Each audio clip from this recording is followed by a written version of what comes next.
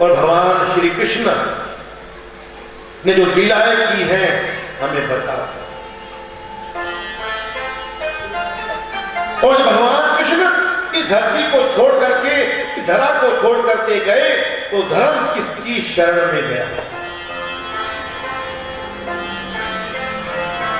ऋषियों ने कहा महाराज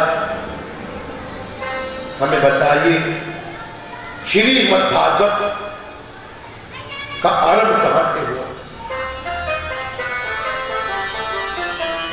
सूत जी महाराज ने कहा कि देवकी के भगवान कृष्ण पुत्र बनकर आए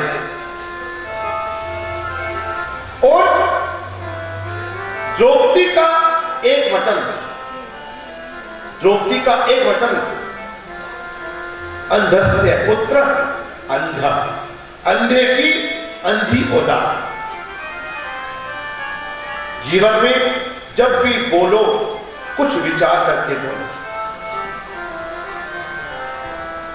जिस समय भगवान श्री राम जी चित्रकूट में गए वनवास के लिए, जानकी जी पास में थी, लखन जी पास में थे।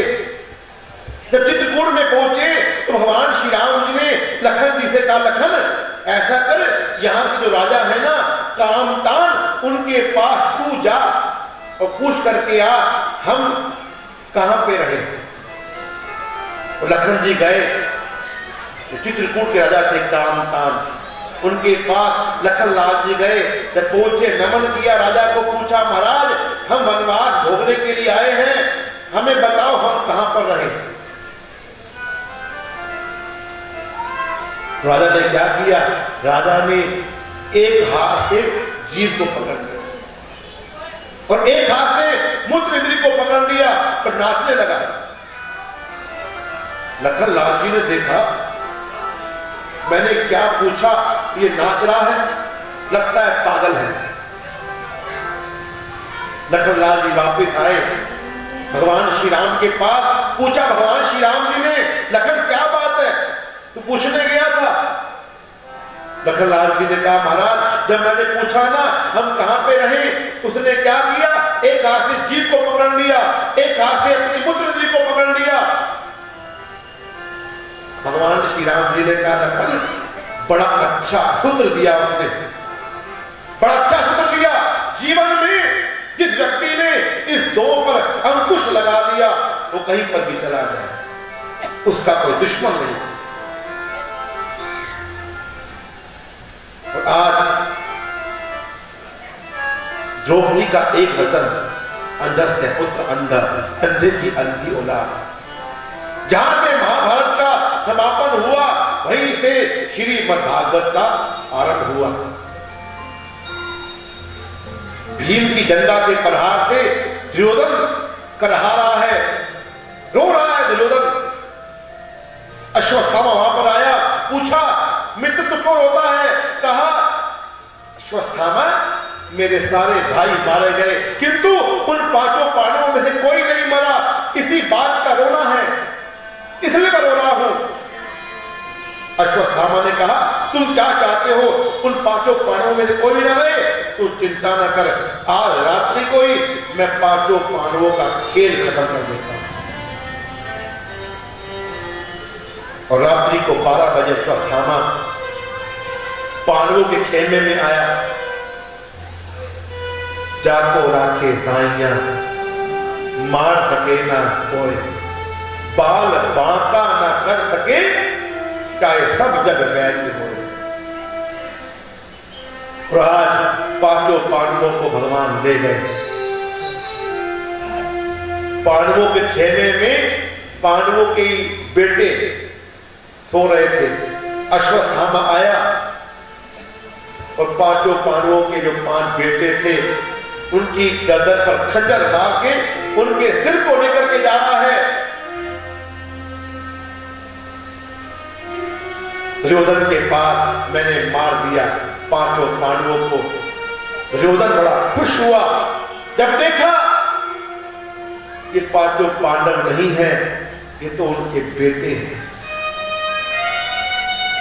रो पड़ा दुर्योधन। अश्वत्थामा तूने क्या किया? पहले हंसा कि तूने पांचों पांडवों को मार डाला, बाद में दुर्योधन रोया। ये पांचों पांडव नहीं है, उनके बेटे हैं, जिसको देख करके दुर्योधन ने भी धिक्कारा। तूने क्या किया अश्वत्थामा? तूने तो मेरे कुल में पानी देने वाला भी नहीं छोड़ा। उसी समय दुर्योधन का अंत हो गया। इधर जब प्रातःकाल हुआ, जब देखा द्रौपदी ने खेमे में मेरे पांचों बेटे मरे पड़े हैं, बड़ी रोई, जान गई अश्वत्थामा ने किया है। और अर्जुन अश्वत्थामा को पकड़ कर लाया द्रौपदी के पास। भीम बड़े गुस्से में थे। भीम जी ने कहा इनको मारना ठीक है, किंतु द्रौपदी ने कहा नहीं, ये गुरु पुत्र है। मुच्यतान, छोड़ दो, ये गुरु का पुत्र है। गुरु का पुत्र गुरु की तरह ही होता है। भीम ने कहा पांचाली राज्य भावनाओं से नहीं चलता, इसमें कठोर दंड भी होना चाहिए। भगवान ने देखा, कहा ठीक है, ब्राह्मण को मारना महापाप है। ब्राह्मण की अश्वत्थामा की शिखा काट दी, उसकी मणि निकाल ली और छोड़ दी। अश्वत्थामा ने ऐसा क्रूर कर्म किया कि पांचों पांडवों का जो वंश था, उत्तरा के गर्भ में ब्रह्मास्त्र छोड़ दिया। उत्तरा भागी आई। उत्तरा ना गई अर्जुन के पास, उत्तरा ना गई भीम के पास, उत्तरा ना गई पांचों पांडवों के पास। कहां गई? भगवान कृष्ण के पास।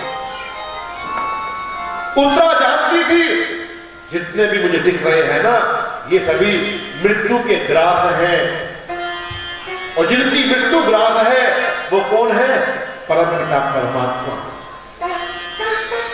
उत्तरा भगवान के पावन चरणों में गई और क्या कहती है? पाहि पाहि महायोगे देव देव जगतपते नान्यं तत्र त्वं पश्ये यन्मृत्यो परस्परम्। उत्तरा ने भगवान को पुकारा, आइए प्रेम के साथ, हरि आ जाओ, हरि आ जाओ, मेरा सोना है संसार, हरि आ जाओ। एक बार प्रेम के साथ